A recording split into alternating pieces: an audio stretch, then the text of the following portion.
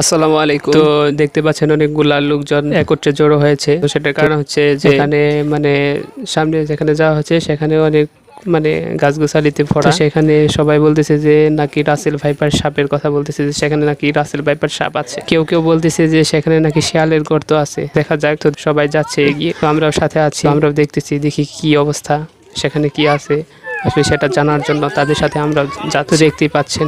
তো সামনের দিকে আমরাও যাচ্ছি। তো অনেকক্ষণ পর সকলে ঢুকে পড়লো এই জায়গাটার ভিতরে। এই গাছগুছালি লাগানো হয়েছে সেগুলোর ভিতরে, মানে ঝোপঝাড়ের ভিতরে ঢুকে পড়েছে সকলে। কিছু লোকজন ঢুকে পড়েছে ভিতরে।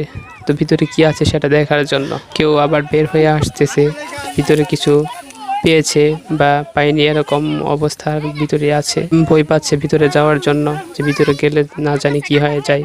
তো এখন তো সমস্যা রাসেল ভাইপারের জন্য, সেজন্য এই লোকেরা রাসেল ভাইপার ভাইপার বলে কথাও বলছে, তো সেজন্য যেতে ভয় পাচ্ছে।